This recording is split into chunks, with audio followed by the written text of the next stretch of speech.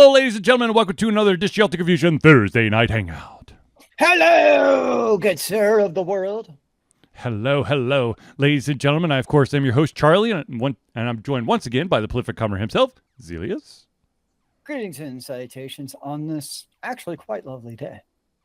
Ladies and gentlemen, this, of course, is the Thursday Night Hangout. It's a live show where we try our best to cover the topics most important to you during the show. At any point during the show, if you have any questions, comments, concerns, topics, thoughts, opinions, please add them to the chat, be it on Twitch, Facebook, or YouTube.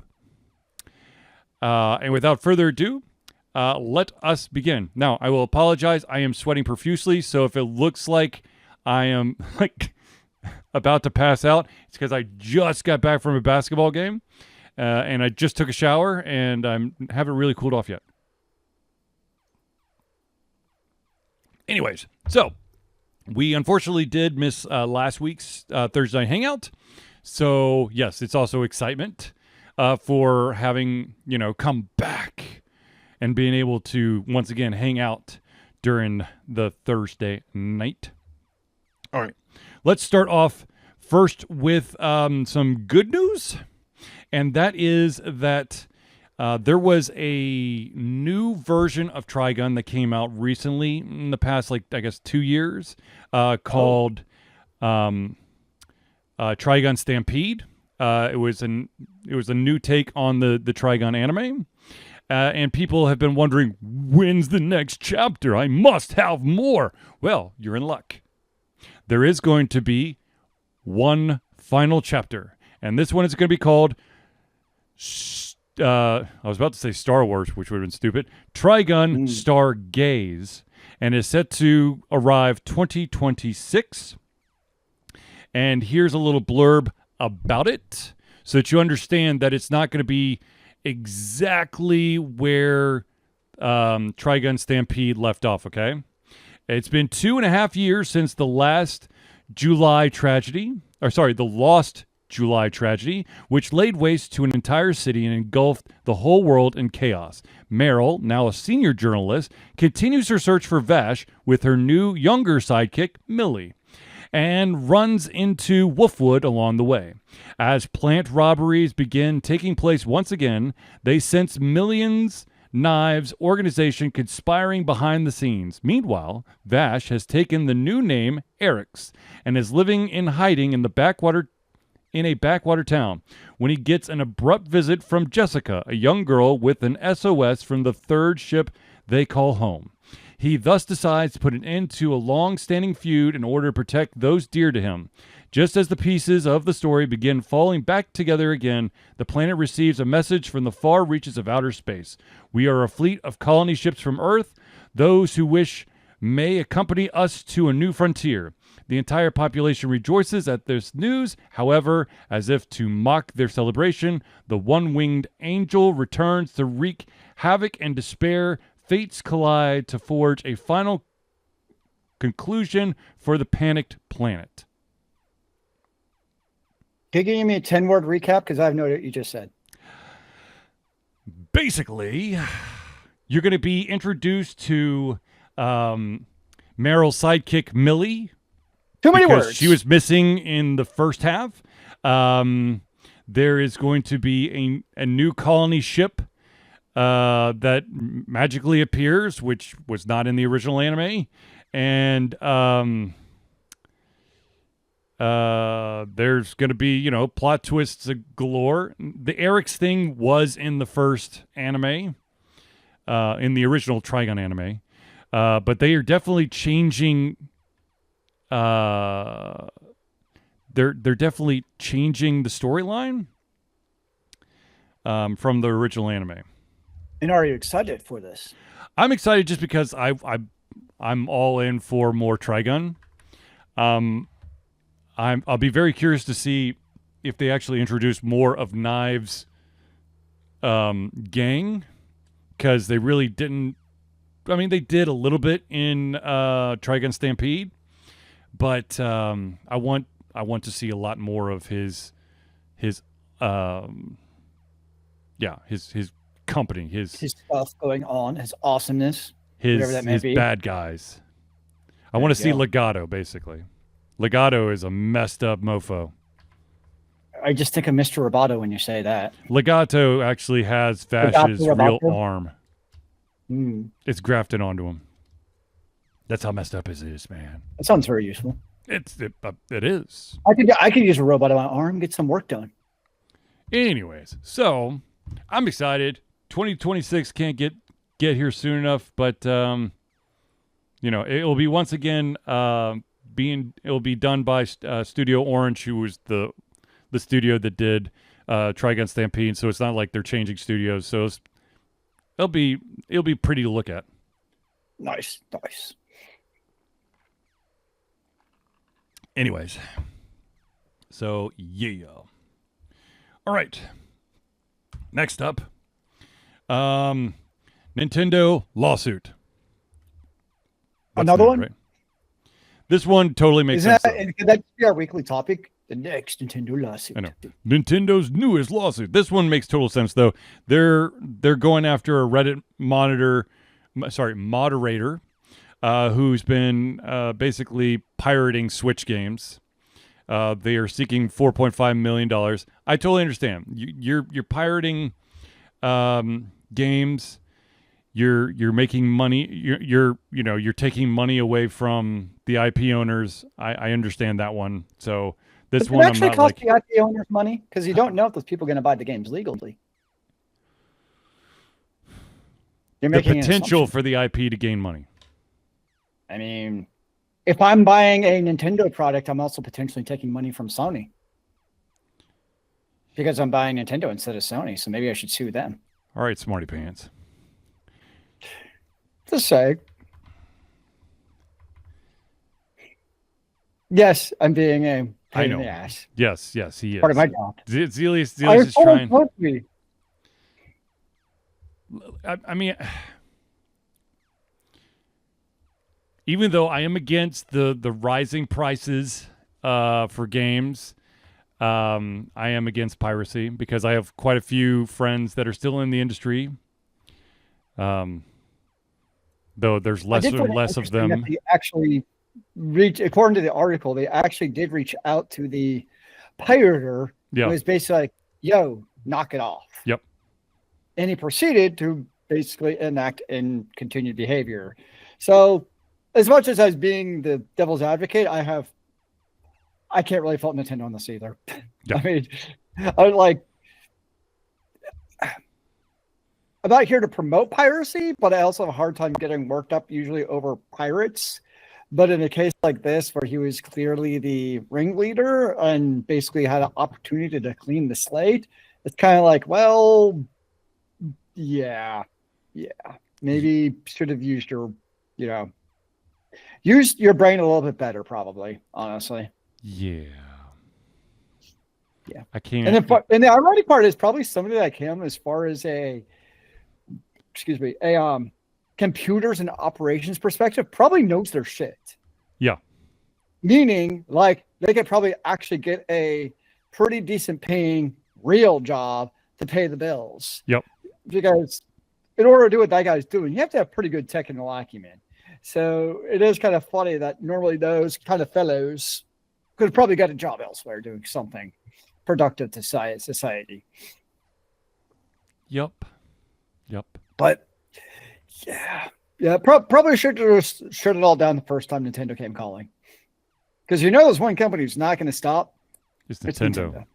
Yeah, they're like a dog with a bone. Yeah. They're the company. They're the kind of company that once they lock onto you, they're going to bleed you dry. Yep. Yeah.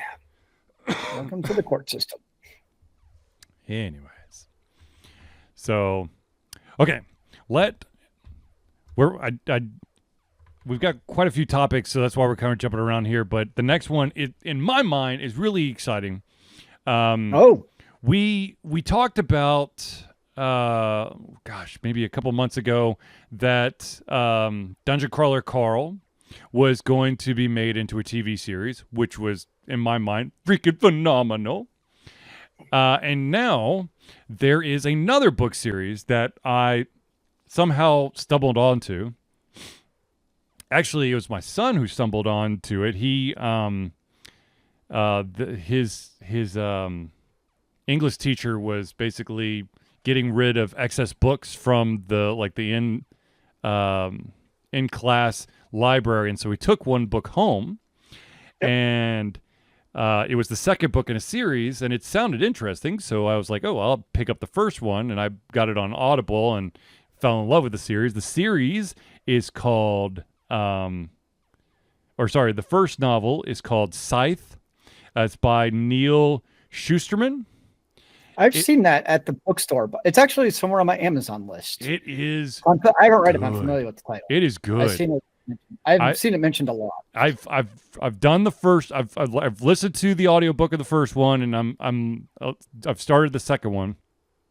But basically, humanity has conquered death, basically, and everything is controlled by what's called the Thunderhead, which is kind of like Skynet, but a nice Skynet. But because the humans have conquered death, in order to kind of control population numbers, there is a organization that's outside of the Thunderhead. The Thunderhead, Skynet, does not get to decide who lives and who dies. It is a separate entity of humans, immortal humans, because all humans are immortal. But there's this organization called Scythes that have like a quota that they have to fulfill of basically retiring individuals. And so it's basically, the story is centered around a couple of those individuals and their trials and tribulations, because the first book is about basically trainees. As it turned out, the organization is actually secretly corrupt from inside out. Bingo. And they have to what? Bingo. There's corruption in there. Save humanity from the shackles of the oppressive regime, the secretly repressive regime. Well, there's people who are actually psychopaths who like to bend the rules and stuff. Yeah, the problem is like you read enough of those type of books and it's the same exact plot every time. Like the trappings are different, like as far as like in this case you have the Scythes and what the organization is, but like in the end, I struggle because I have very little, I feel like, suspension of belief in that I know what's coming, because I know that the organization is going to be evil at some point. Well, okay. I would recommend you read the book because there is some twist that you may not see coming. Fair enough. But then the other problem I have too is, so like, okay, I haven't read Scythe to be fair, but another example is the Maze Runner, right? Are you familiar with Maze Runner? No, I haven't. So again, it's another one where it's the end of the world apocalypse. Like a lot of kind of the young fantasy dystopia, and you have this, evil organization. Mm-hmm. But I also look at it kind of, I don't want to say too much of your spoilers, but pragmatically, they are authentically trying to save the world. Yeah. And it's kind of the idea of like, do the ends justify the means? And like, given how dire the end of the world is, I'm kind of like, yeah, in the case of what I've been presented in these books, and as far as literally the world and civilization as we know it is coming to an end, the ends do actually justify the means. So I actually have very little sympathy for the protagonist. And I've already got Maze Runner because it's not alone in that. Mm-hmm. Where, like, the 100 is actually another good example where, they land on this planet and basically the characters, they have this entire society set up. It's been a couple of years since I've seen it, but basically they have this whole society set up with their own beliefs and ideas. And these people come in, it's like, oh, this is wrong and evil. We're basically going to change your entire society.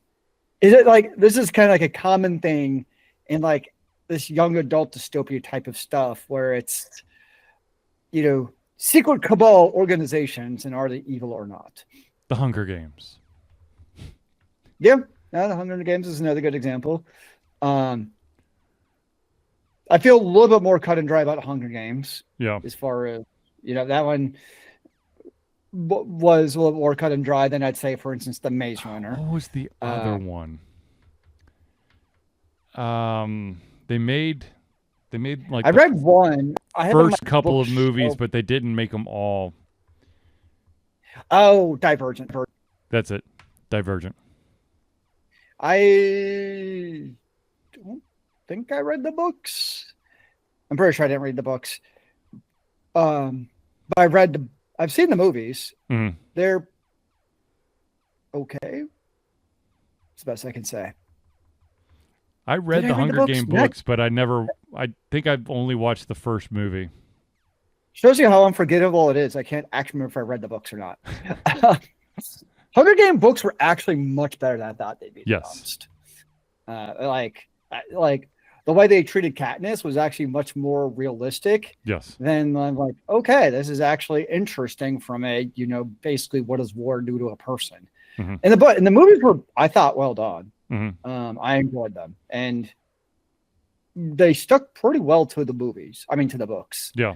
Now I haven't seen any of the other stuff, like the Ballad of whatever it is. I've only seen the original trilogy. Mm-hmm. It's not like Harry Potter where I have no desire to do the others. I just haven't felt like it. Yeah. I'll give, one of these days, who knows? But yeah, no, Hunger Games is definitely good. Although I always think of Battle Royale is always in my mind. Yes. So, for those who don't know, Battle Royale is a 1990s, I want to say, original book where it's literally the first movie of Hunger Games. Mm-hmm. A lot more graphic, but just different. But anyways, yes, there's going to be there's a TV series based off of the Arc of the Scythes. It's a trilogy by Neal Schusterman. So, well, I might actually have to pick it up now because it's been on my list for a while. Definitely read at least one of the those first book. It's on the recommended list. It's always been recommended, so we'll just kind of add it to my to-do list eventually. Just like I said, at least read the first book, or listen into Audible, however you want to digest it. But at least give the first book a chance.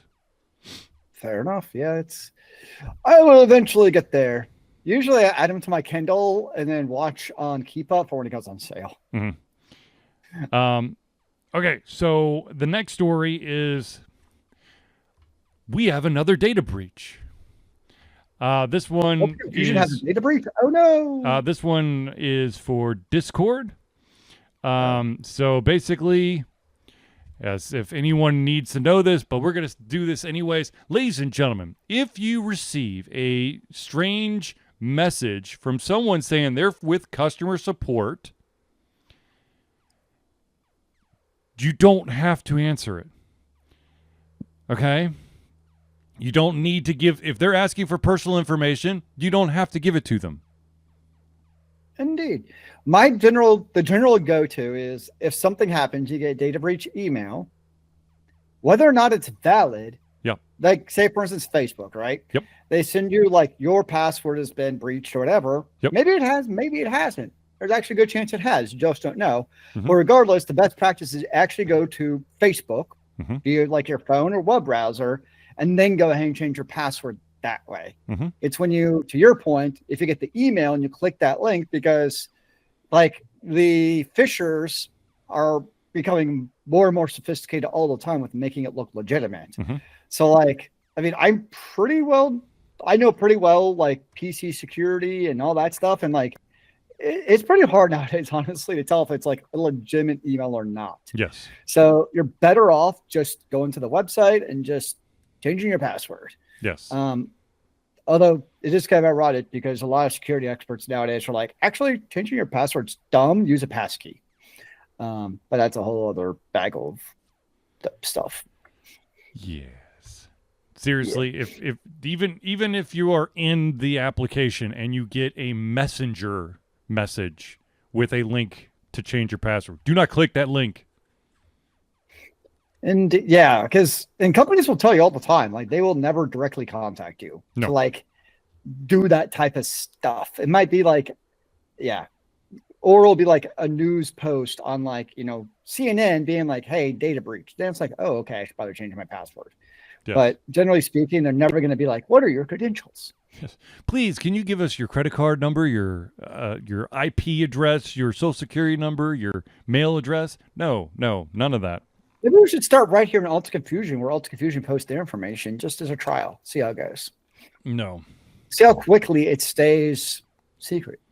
No, I just love the fact that do you remember going on a little bit of a tangent here, but you remember that what was it called? SafeLock ad where the CEO showed his social security number. Yep. And after that ad was run, he already had 3 new credit cards, some loan request. I mean, the dude got just trashed because SafeLock couldn't actually save him. Nope. Yeah. Yeah. Third-party service is not going to help your security. It's kind of our responsibility to be responsible for your own security. I mean, it's really what it comes down to. Yes. Always err on the side of caution. Yep. I know it's a pain in the ass to do extra steps, but if you want to be safe, extra steps are key in life. You mean 2-factor authentication, everything? If possible, yeah. I'm pretty sure all my websites now use some form of 2FA. I think most of mine's 2FA and or passkey. Yeah. Which is good because some of these websites that I don't normally go to, thankfully I now just have to do the passkey thing instead of trying to remember what the hell my password was. The one that gets me sometimes, it's the websites where you go to and there's not even a log on. They're like, what's your email address? And then you send you the code to your email address. And that's how you log in. Yep. I'm not sure how I feel about it. Because I like using my password manager to be like, yo, bro, here's my password. I'm good. And then I can do my 2FA if I need to easily. Right. But I don't know. The password one throws me off. Or the email one, I should say. Yeah. All right. So now let's talk about some exciting news. And this goes back into the heyday of Charlie and Zealeus's PC gaming adventures. Oh, dear. An oldie but goodie, a tried and true series is back, baby, and that is Heroes of Might and Magic. What? That's right. It is back. No way. It is under the so basically here we go. In time for the 30th anniversary comeback, there will be a Heroes of Might and Magic. They are utilizing the indie publisher Hooded Horse, who specializes in strategy games, city builders, and the like. Hooded Horse is the publisher behind Manor Lords and Against the Storm. Yep. It knows its audience, and the developer is going to be an old school gaming outfit called Unfrozen. And the result, basically, it's going to be called Heroes of Might and Magic Olden Era. And of course, the subtitle is kind of just a heads up to this will be a prequel to the existing series taking place in the earlier timeline, which, to be honest with you, I didn't know there was a timeline to the Heroes of Might and Magic. Don't you know your lore, bro? But they are basically going to be pulling a lot of love from Heroes of Might and Magic 3, which is the restoration of Erathia. So there's going to be tons of nostalgia there. They are going to make sure that it's sturdy, it's smooth to play, but basically try not to pull too much off of or too much away from what made Heroes of Might and Magic the bomb. I mean, I just looked up. So while you're talking, I looked up the Heroes of Might and Magic Olden Era on Steam, and what they have there in the screen grabs in the video, like, and this isn't a bad thing. Yep. I wouldn't be able to tell if it's a new version of Heroes of Might and Magic or like Heroes of Magic 3 like remastered. Yes. Which is a good thing. Yes. Because like sometimes you have a winning formula, and like you don't need to reinvent the wheel. Like we like building cities, we like building armies. Yes. You have your spell book to do stuff. Like they're all there already. Yeah. So it's like just do it, and I'm sure there'll be some DLCs of like additional races and stuff like that, which is cool. But like it already exists, and from what I'm seeing, like in my mind at least, they're doing it right, where it's a new title into the Heroes of Might and Magic. And, I'm sure there'll be some nice, 2026 quality of life improvements to make the gameplay better without like, be like, instead of having a city builder, it's going to be a automated sim where you have to buy, you have a daily energy setting that you can buy potions to get more energy, to get more troops, because we're going to make it a live service game. Dear God, what do you think? Please don't. Exactly. So they're not doing something crazy where they're taking like Heroes of Might and Magic, but not. Right. Nope. It just looks like it's Heroes of Might and Magic for 2026, which I say fan-freaking-tastic, because sometimes that's what gamers want, is they just basically want the same game updated. It works for Madden. Yeah, but they're not going to intentionally remove features to force you to buy Heroes of Might and Magic, the theatrical era. That might have that feature that they took out in the olden era, but they're going to add in the theatrical era. Yeah. So, no, I think that's cool. It sounds like the developer, because I'm familiar with the publisher and those games. They Against the Storm is a fantastic game, and I haven't played Manor Lore, but I'm familiar with it. But I've heard good things about it. They're all very well received. So, like, in terms of being with a publisher, because sometimes you see a publisher, especially in the MMO world, and you're like, yay, Nexon, this is going to go well. This My is a case wallet's where, going to feel funny. Yeah.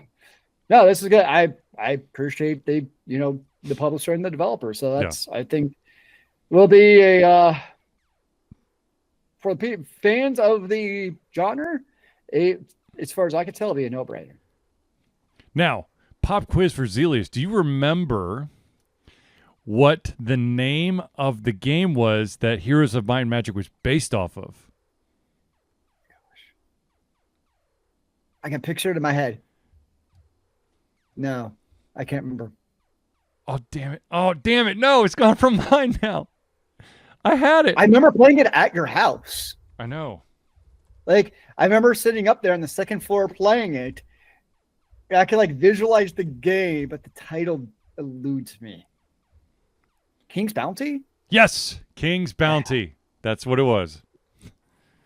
Good job, Zealeus. Wow. I just spent all my brain cells for the week. Yeah. Good job. That Zealeus. would have been middle school? Yeah. Yeah. Back in the day when we had to do like the what's the third word on the 18th page? The old school caption, or not caption, but security check. Yes. Yeah, man. Oh, yeah. Which I later learned there was only like 5 different combinations. Yes. Like, as a kid, I truly thought it was like they had the manual. It was like a randomized thing where it's like, you don't know what you're going to get to give me. Give me any of like the 20,000 words in the book. No. I later learned it was like websites that would tell you like the 5 different possible answers. Yep. I'm like, damn it. Yep. I think it would have been much cooler if they had the entire manual in there and it was just randomized, but oh well. Yeah. That would have sucked. We would have known the difference because No, you we still had wouldn't that in the manual. We wouldn't have. Let's be honest. We wouldn't have. Yeah, true. All right. I feel like we're ping-pong between happy, sad, happy, sad. I don't know. Maybe happy, maybe sad. There is a big rumor that's going around right now that says EA is probably going to sell off BioWare within the next year. I mean, it can't be any more boo. So Yeah. it's not that I'm optimistic. It's more so that I'm not pessimistic because can it be any worse? Well, here's the thing. I'm hoping that they sell it off and don't shutter it, because that's the other thing that could happen. True, that's fair. Yeah. They're basically EA, because of Dragon Age, was it Vanguard? Yeah. They want to drop it like it's hot. BioWare needs some fresh air. They need to get away from EA. Maybe go find a way back to their roots. I don't know how, but... Well, I guess the question is, though, is do you now have, I don't know the publisher names or developer names, but of like Baldur's Gate and now Expedition 33, do we maybe have different developers picking up that mantle a little bit of great RPGs? Well, okay, so Baldur's Gate, I think is, what was it, Larian? That sounds right. Which they've, to be fair, they had a bunch of other RPGs because they were Pillars of Eternity, I want to say. Yeah, I think so. So it's not like they were new to the genre. Right. And then Expedition 33 it's a French outfit.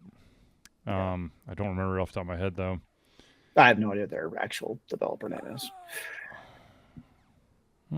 Maybe. I mean, you know, maybe the studio. Ooh. Okay, so if they sell off BioWare, do the IPs go with it?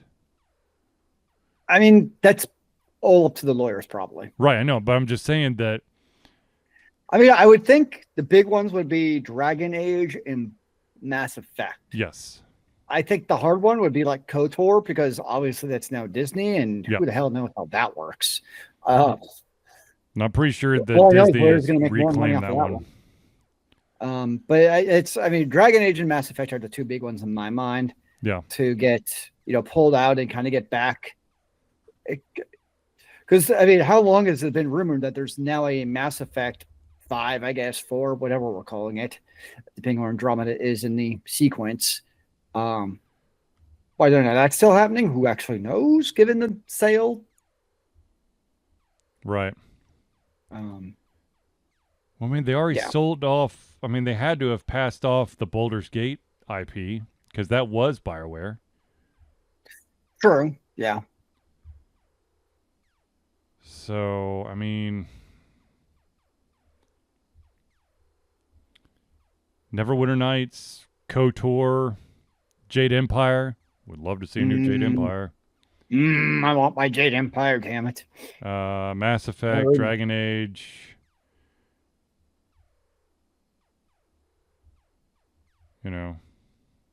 There was even talk of a Mass Effect video. I mean, TV series. TV series, yeah, through Amazon Prime. Yeah, so it's kind of. I mean, I would obviously love to see more. I mean, it's about Mass Effect is basically. Oh my gosh, it's the one on. It's the other. It's the space one on Amazon Prime. The Expanse. Yeah, I mean, Mass Effect is basically The Expanse, but with aliens. Yeah. Well. Yeah. True. But as far as like travel through space, oh my gosh, there's a warp thing. So I feel like they're basically the same story already. Yeah. So I'm like, how much of a market is there for a Mass Effect TV series when we already have The Expanse on Amazon Prime? I want to see it because I love Mass Effect, but at the same time, I'm like, I'm skeptical of how it's going to do. But given this, it could be in 5 years. So who actually knows? True. Who indeed knows? I sure shit don't anymore. Anyways, basically the rumor is that EA is going to try to sell off all their non-sports franchise stuff. Well, I mean, this is Emeritus's big thing is getting in. Like, I think they own like 10% of 10. They own parts of Tencent. They own parts of a bunch of gaming companies. Right. Not outright like they do EA now, but this is their whole thing is basically getting involved in a bunch of really cultural companies. Yep. Sports are a big one. Yep. All right, ladies and gentlemen, let's pause real quick to thank the individuals who help Alter Confusion be the Alter Confusion that you love and adore, and that, of course, are the friends of the show. And so we will start off with the Indie Cluster. The Indie Cluster is an organization of independent game developers that want to gain exposure by being involved in the community. They collectively journey to popular conferences as a traveling booth to help gain attention for their games. They make partnerships in local community to bring games to the mainstream mindset. They highlight local, unusual, and rare concepts to challenge the paradigm of the common. They also host events to teach kids and minority groups about game development to hopefully one day enter the industry themselves. For more information, go to indiecluster.com. The next shout out we got to give is the AV Master himself, and that, of course, is Noodleboy Media. Founded in 2015 by Andrew Tran, Noodleboy Media, previously Wack Kid 47 Media. It's your choice for professional photo shoots and panel recordings at conventions. They pride themselves in providing a high level of professionalism, top-notch experiences, and quality services. If you want more information and to view their full list of services, check out facebook.com/noodleboymedia. The next shout out we got to give is to an individual who I need to get over to my house to help get some of these aches and pains out of my body from all of the gaming and working that I've been doing recently, and that, of course, is Hero Chiropractic. Hero Chiropractic is a unique healthcare practice set up by Ryan Moore. The company's focus to elevate a patient's experience of freedom, creative expression, and joy. They believe that everyone can be a hero and has incredible heroic potential inside themselves waiting to be unleashed.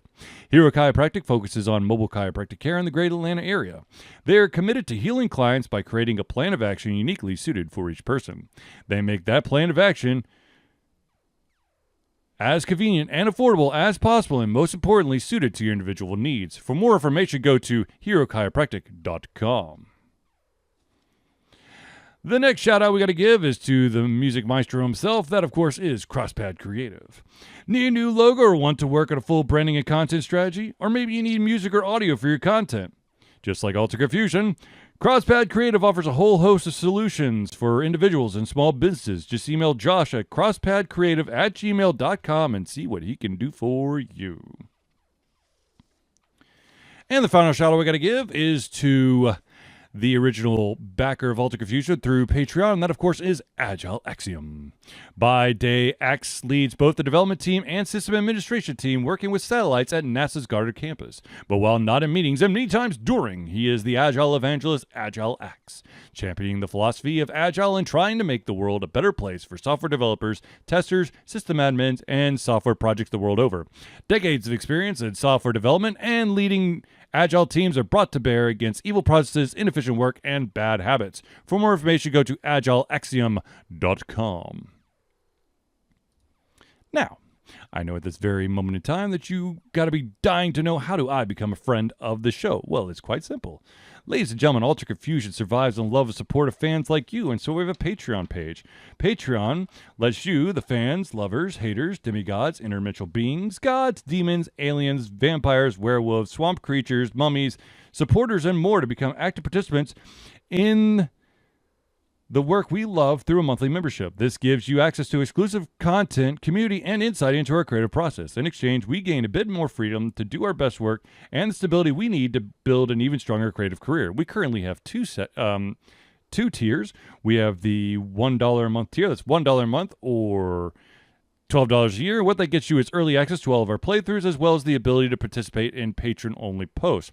Now, if you're feeling a little extra frisky, you can pump that up to $5 a month. That's $5 a month or $60 a year. What you get is everything at the $1 tier, but you also gain your name or organization added to the Friends of the Show section of every single Thursday night hangout. So if you want to become a patron of Alter Confusion, go to Patreon. That's patreon.com/Altered Confusion today. Now, the next thing we got to tell you is like quickly approaching. Ladies and gentlemen, Ultra Confusion is proud to say that we have been fundraising for Extra Life for 14 years straight. Extra Life is gamers doing what they do best, game, to help sick and injured children at their chosen Children's Miracle Network hospital. The money that we raise through Extra Life will go directly to Children's Healthcare of Atlanta as unrestricted funds. This means that the hospital decides where and how to spend the money to ensure the dollars we raise make the biggest impact in the lives of the kids they treat.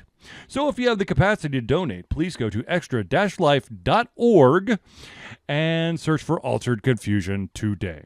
And yes, Zealeus, it is 14 years. Are you sure it's 14 years? Is that really possible? Yes, it is. That is amazing. I know. And it's coming in early November where we will be streaming for 24 hours straight. Raising money. I can't even count that high anymore.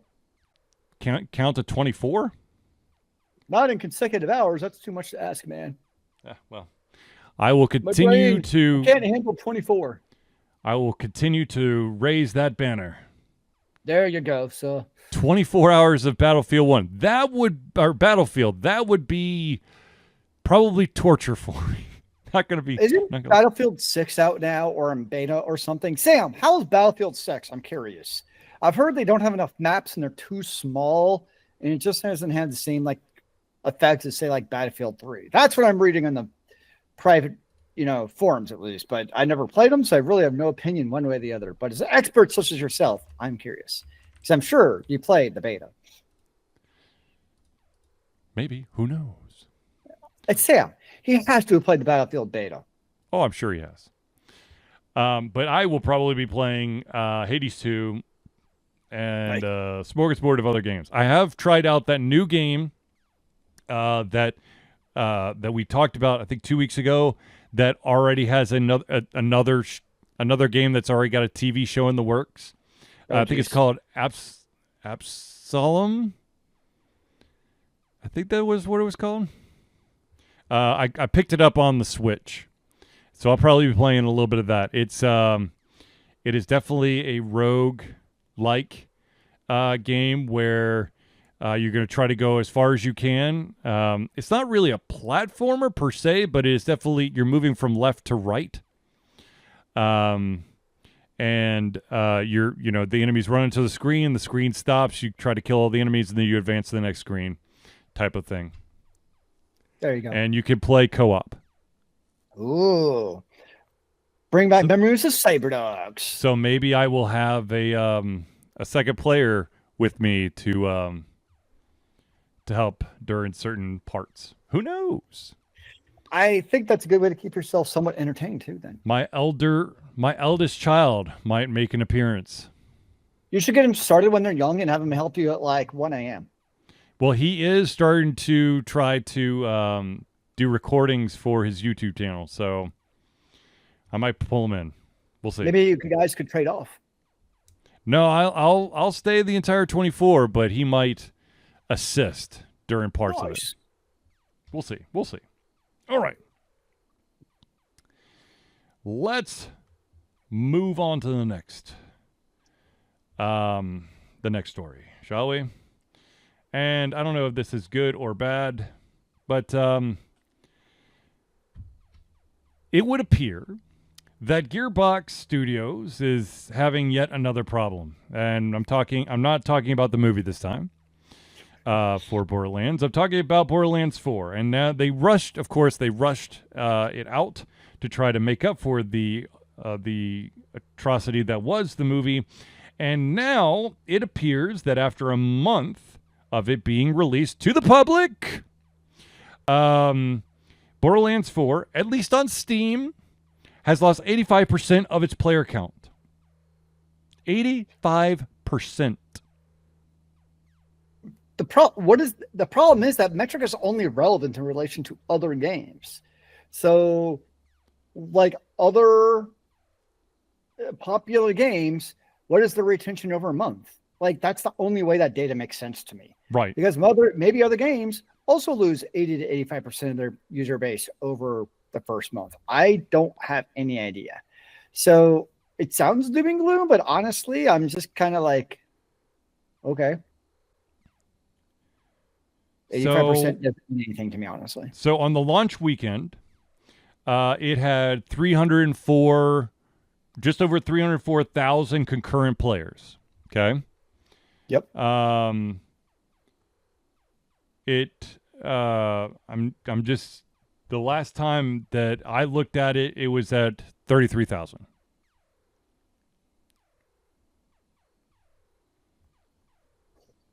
Which, I mean, Still, I don't know if that's good or a couple bad. I don't know. thousand, a couple tens of thousands, but Yeah. Yeah. Who knows? Who knows? I certainly don't know. no, I don't know either. But, I'm hoping that, all of the glitching issues are taken care of, I hope, at this point. I mean, are all the glitch issues ever truly taken care of? No, but the ones that were debilitating to a huge chunk of the user base, I'm hoping those have been taken care of without having to do a bunch of manual shit outside of the game in order to make it kind of work.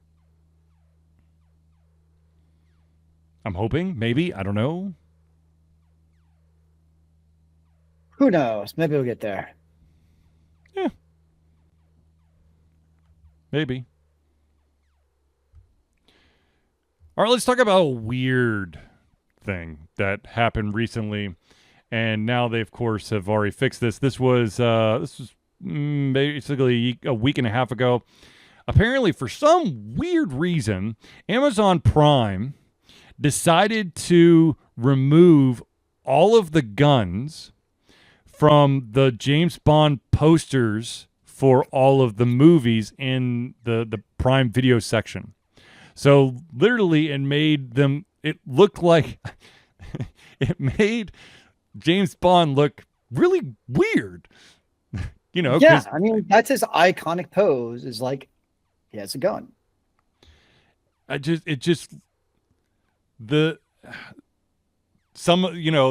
a couple of them that like the gun was in the holster. So yeah, okay. So now it's just an empty holster, but there's also pictures of James Bond with, just like holding the gun up like this, like right underneath its chin. And now it's just GoldenEye's iconic, right? Where, he's with the gun pointing up. Yes. That is stupid signal virtuing is what that is. It'd be like doing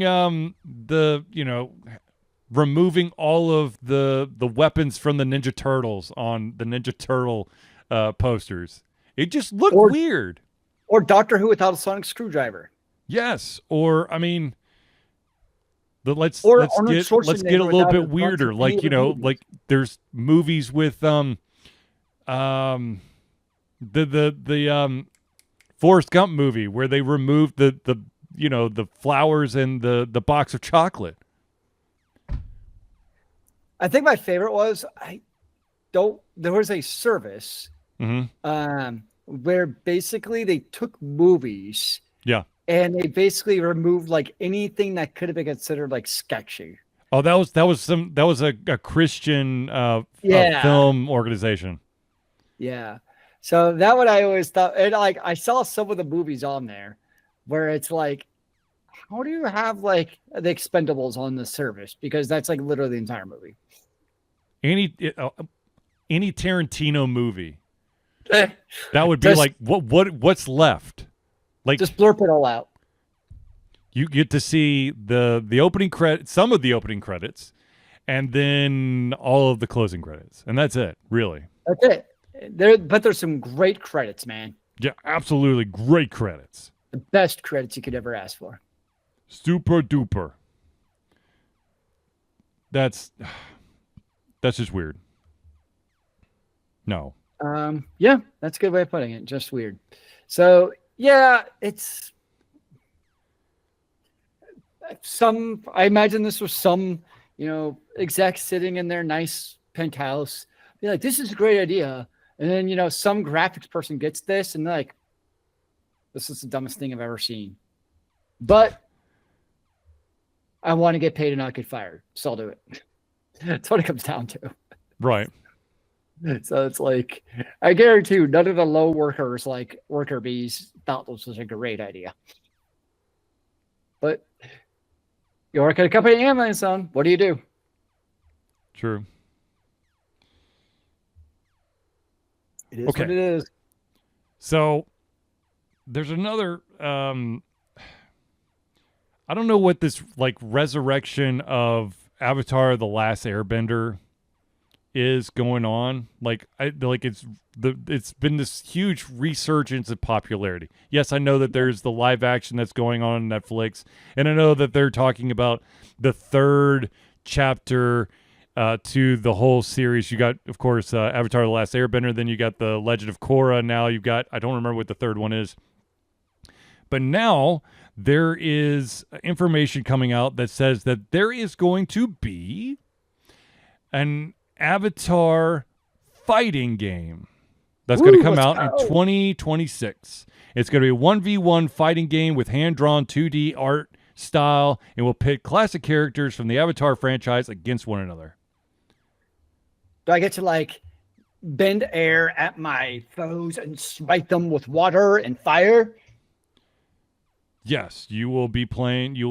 Well, here's what I want to know is like, so Aang is the Avatar, right? So he could potentially have air, water, earth, fire, but then you have like Katara, who would be just water, and you would have like, the just stone, so there'd be a huge disadvantage. Like, I don't know. Maybe he'll be like M. Bison, where he's the final boss. No, but he's like the main dude. You would want him to be like the first unlockable, or he would start as unlocked, right? Or maybe his avatar forms are unlockable. And you have to choose which form to play with when you fight? Sure. You'd be like the fire version of Aang. Because, yes, that would definitely create a balance issue if you could use all four forms. That would also be one hell of, like, there's got to be some way that he has to, like, some button combination that he has to phase into different forms. Because otherwise... Yeah, but the elite players will have no problem doing that because they'll do the button combination, or they'll use a macro. Yeah. It's like, do it instantaneously. So like, what now, bro? Yeah, dude. Yeah. You got nothing on me. I'll show you all my magic. I am magic, you are dead. The game will offer 12 characters at launch and introduce more on a seasonal basis. Of course. Seasonal DLC characters? What's that? Yeah, I know. Like, what? I can't imagine that happening. The game will have cross-play and be available on PlayStation 4, PlayStation 5, Xbox Series X and S, Nintendo Switch 2, and Steam.